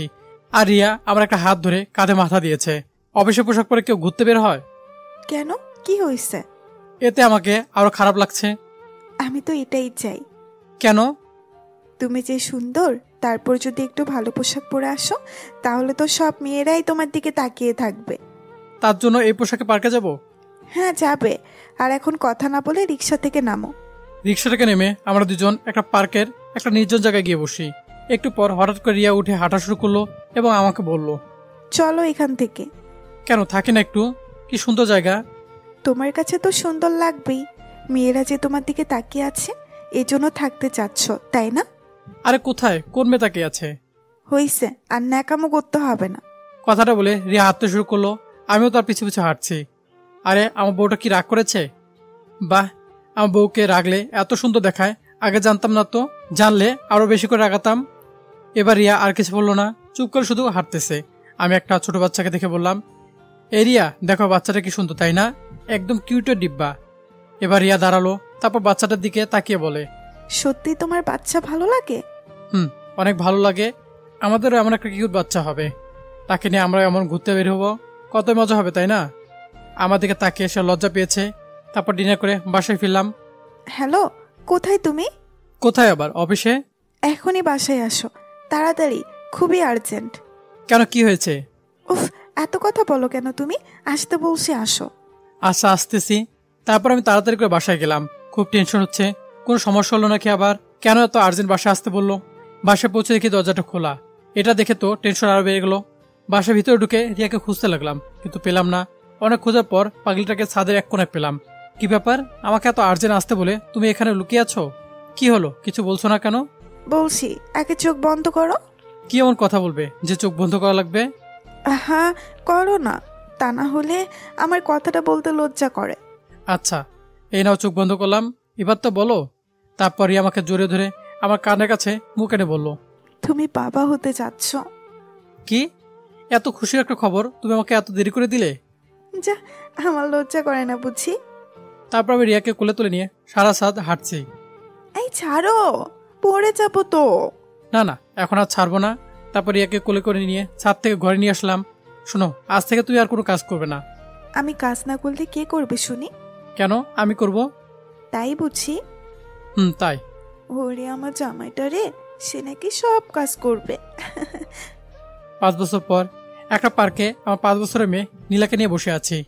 বাবা আইসক্রিম এনে দাও। আমার মামুনিটা আইসক্রিম খাবে, আমি এখন এনে দিচ্ছি। হ্যাঁ, জলদি আসো। তাহলে তুমি এখানে বসো, কেমন? আমি এই যাবো, এই আসবো। আচ্ছা, তাড়াতাড়ি আসবে। তারপর আমি আইসক্রিম নিয়ে আসছি। দূর থেকে দেখি নীলার পাশে কে যেন বসে আছে, চেহারা ঠিক বোঝা যাচ্ছে না। আমি কাছে আসতে বড় ধরে একটা শখ খেলাম। এ দেখি মেঘা। মেঘা আমাকে দেখে অবাক। কেমন আছো আবির? ভালো, তুমি কেমন আছো? এই তো আছি কোনো রকম। এটা তোমার মেয়ে নাকি? হ্যাঁ। তোমার মেয়ে দেখতে একদম তোমার মতোই হয়েছে। আমি চুপ করে আছি। কি নাম তোমার? আমার নাম নীলা।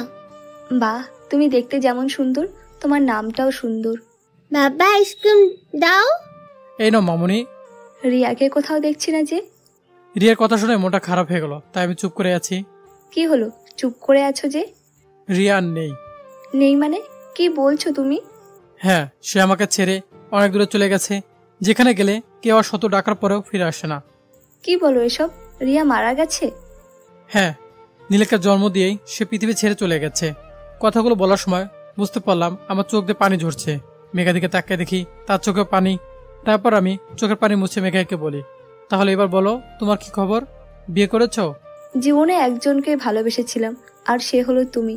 তোমাকে ছাড়া আর কাউকে ভালোবাসতে পারি নাই বলে আজও আমি বিয়ে করিনি। আমাদের কথার মাঝে নীলার নানা মানে আমার ছাদ চলে আসলেন। আরে মেঘা, কেমন আছো? জি স্যার, ভালো আছি। তাহলে মেঘা, একদিন এসো আমাদের বাসায়। আন্টি প্লিজ আসবেন। তুমি যখন বলছো তাহলে তো আসবই। তারপর আমরা মেঘাকে বিদায় দিয়ে বাসা চলে আসলাম। এখন স্যারকে অফিসে যেতে দেই না, কারণ রিয়া মারা যাওয়ার আগে বলে গেছিল আমি যেন তার বাবাকে নিজের বাবা মনে করি, আর অফিসের সব দায়িত্ব যেন আমি নেই। একদিন বাসায় বসে অফিসে কিছু কাজ করতেছিলাম, এমন সময় দেখি মেঘা আসছে। ভিতরে আসতে পারি? আরে তোমার ভিতরে আসতে আবার বলা লাগে নাকি, চলে এসো। তারপর মেঘা ভিতরে এসে আমার সামনে বসলো, আর আমি আমার মতো কাজে ব্যস্ত। এটা দেখে মেঘা বলল, নীলা কোথায়? উপরে, মনে হয় তার নানার সাথে আছে। তারপর মেঘা উপরে চলে গেল। আমি কি নানা নাতনির খেলার মাঝে আসতে পারি? আরে মেঘা, কখন এলে? এই তো কিছুক্ষণ আগে। আন্টি তুমিও আসো, আমাদের সাথে খেলবে। হ্যাঁ চলো। আচ্ছা নানা ভাই, তুমি এখন একটু বাবার কাছে যাও, তোমার নীলা আন্টির সাথে আমার একটু কথা আছে। আচ্ছা, তাহলে তোমরা কথা বলো। মেঘামা, তোমার সাথে আমার কিছু কথা ছিল, যা আমি এখনো আবিরকে বলি নাই। জি স্যার, বলুন। জানো মা, রিয়া যেদিন জানতে পারে সে মা হতে চলছে, সেদিন জীবনে সবচেয়ে বেশি খুশি হতে আমি তাকে দেখেছি। আবিরকে কিছুদিন কাজের জন্য বাইরে যেতে হয়েছে, তাই রিয়াকে আমার বাসায় রেখে আসছে। এই বলে থেমে যায়। তারপর আবার বলতে শুরু করলো, একদিন সিঁড়ি দিয়ে নামার সময় হঠাৎ পা পিছলে পড়ে যায়। তারপর তাকে হাসপাতালে নিয়ে আসলাম। ব্যথার যন্ত্রণায় ছটফট করতে থাকে আমার মেয়েটা। ডাক্তারও সবকিছু টেস্ট করে বলে, দেখুন রোগীর অবস্থা খুব খারাপ, এখনই তাকে অপারেশন করাতে হবে। আপনি এখানে একটা সই করে দিন। কিন্তু ব্যথার যন্ত্রণায় ছটফট করতে থেকে রিয়া বলে, বাবা, আমার একটা কথা রাখবে? কি কথা মা বল, তোর সব কথাই আমি রাখবো। যদি আমি অপারেশন থিয়েটারে মারা যাই, তাহলে আবিরকে তুমি আবার মেঘার সাথে বিয়ে দিও। মেঘা আবিরকে খুব ভালোবাসে। না মা, তুই চুপ কর, দেখিস তোর কিছুই হবে না। না বাবা, তুমি কথা দাও আবিরকে তুমি মেঘার সাথে বিয়ে দিবে। বাবা দেখো, আমার এমনই কপাল, আবিরকেও শেষবারের মতো একটিবার চোখে দেখাও দেখতে পারলাম না। না মা, তুই আবিরকে দেখবি, আমি ওকে ফোন দিচ্ছি, ও আসছে বলছে। এরপর রিয়াকে অপারেশন থিয়েটারে নিয়ে যাওয়া হয়। এর মধ্যে আমিও চলে আসি। ডাক্তার ওকে অপারেশন করতে নিয়ে গেছে, তুমি কোনো টেনশন করো না। কিছুক্ষণ পর অপারেশন থিয়েটার থেকে ডাক্তার বেরিয়ে আসতে দেখে আমি ছুটে যাই তার কাছে। আপনার মেয়ে সন্তান হয়েছে, কিন্তু আমরা অনেক চেষ্টা করেছি, তারপরও আপনার স্ত্রীকে বাঁচাতে পারি নাই। ডাক্তার মুখে এই কথা শুনে আমি নিচে বসে পড়ি, আর আমার যে পুরো পৃথিবীটা উল্টে যায়। রিয়ার বাবা আমাকে ধরে নিয়ে রিয়া লাশের কাছে নিয়ে গেল। রিয়ার বাবার থেকে বেশি আমি কেঁদেছিলাম। তারপর রিয়ার দাফনের কাজ সম্পন্ন করা হলো, আর আমি অনেক দুর্বল হয়ে পড়ি। এখন তুমি বলো মা, তুমি কি আমার রিয়ার শেষ ইচ্ছেটা পূরণ করবে? হ্যাঁ, আমি করব। আমার যে ওর ইচ্ছা পূরণ করতেই হবে। এভাবে মেঘা প্রায় আমার বাসায় আসে, আর এই কয়েকদিনে নীলার সাথে খুব ভালো সম্পর্ক হয়ে যায়। আচ্ছা নীলা, আমি যদি তোমার মা হই তাহলে কেমন হয়? সত্যি তুমি আমার মা হবে? কি মজা, কি মজা! তাহলে তোমাকে আমি মামুনি বলে ডাকবো। হ্যাঁ, ডাকো। মামুনি। নীলা? ও ঘুমিয়ে গেছে। ও কিছু না খেয়ে ঘুমিয়ে গেল। না, আমি ওকে খাইয়ে দিয়ে ঘুম পাড়িয়ে দিয়েছি। কি বলো, নীলা খেলো? ও তোমাকে ছাড়া খায় না। যাই হোক, চলো তোমার বাসায় দিয়ে আসি। চলো। তারপর মেঘাকে আমি বাসায় দিয়ে আসলাম। কিছুদিন হলো মেঘা আমাদের বাড়িতে আসতেছে না। এর ভিতর নীলার কান্না আওয়াজ শুনতে পেলাম। কি ব্যাপার, আমার পরিটা কান্না করছে কেন? থাকো না বাবা, মামুনি কদিন ফোন ধরছে না। সে তোমার মামুনি হয় না মা। চলো নাস্তা করবে। সকালে কিছু খাওনি তুমি? না, সে আমার মামুনি হয়, আর তুমি আমার মামুনিকে আমার কাছে এনে দাও, নাহলে আমি কিচ্ছু খাবো না। এই কথা বলে কান্না করতে করতে রুমে চলে গেল। আমি তো পড়ে গেলাম মহাবিপদে। এখন আমি কি করব কিছু বুঝতে পারছি না। এসব ভাবতে ভাবতে অফিসে চলে গেলাম। রাতে বাসায় এসে শুনি নীলা এখনো খায়নি। নীলা মা, চলো কিছু খেয়ে নিবে। না, আগে তুমি মামুনিকে এনে দাও। বলছি না, চলো খেতে চলো, একদম বাচ্চাদের মতো করবে না। না না না, আমি কিছু খাবো না। আমি ঠাস করে একটা নীলাকে চড় মারলাম। এ কি করলে আবির? মা মরা মেয়েটার গায়ে তুমি হাত তুললে? না, এ আমি কি করলাম? রাগের মতো আমি নীলাকে মারলাম। নীলা কান্না করতেছে। কি ভুল বলেছে ও? জন্ম থেকে কোনোদিন মায়ের আদর পায়নি সে, আর মেঘা তাকে মায়ের আদর দিচ্ছে, আর তুমি কিনা চেয়েছি। এ কথা বলে নীলাকে নিয়ে ঘরে চলে গেল। আর আমি এখন কি করব? আমার কি করা উচিত? না, নীলার জন্য হলো মেঘাকে আনতে হবে। তারপর আমি মেঘার বাসায় গেলাম। কলিং বেল বাজাতে মেঘা এসে দরজা খুলে দিল। আরে তুমি এখানে এত রাতে আমার বাসায়? তুমি এই কয়দিন আমার বাসায় যাওনি কেন? বাবা আমার বিয়ে ঠিক করছে, তাই আর বাসা থেকে বের হই না। তোমার বিয়ে? আর তুমি বিয়েতে রাজি হয়ে গেলে? আর কতদিন এভাবে থাকা যায় বলো? ও আচ্ছা। বলে চলে আসতে গিয়ে আবার মেঘাকে বললাম, তোমার সাথে আমার কিছু কথা আছে। বলো। তুমি এই বিয়েটা করো না। কেন করব না? কখনো ভাবিনি এই কথাগুলো আবার কাউকে বলতে হবে, তারপর আজ বলতে হচ্ছে। নীলা চায় আমি তার জন্য মা নিয়ে আসি, কিন্তু সে মা হিসেবে তোমাকে চেয়েছে। তাই হবে কি তুমি নীলার মা? হবে কি আমার বাকি জীবনে পথ চলার সাথী? হবে কি তুমি আমার? পুরো কথা বলতে না দিয়ে মেঘা কান্না করতে করতে আমাকে জড়িয়ে ধরলো। হ্যাঁ, আমি হতে চাই তোমাদের দুজনের সুখ দুঃখের সাথী। তারপর পিছন থেকে জোরে হাত তুলে আওয়াজ শুনতে পেলাম। পিছনে ফিরে দেখি নীলা আর স্যার এবং মেঘার বাবা দাঁড়িয়ে আছে। মেঘা লজ্জা পেয়ে আমাকে ছেড়ে দিল, আর নীলা দৌড়ে আমাদের কাছে আসছে। এসেই আমাদের দুজনকে জড়িয়ে ধরলো।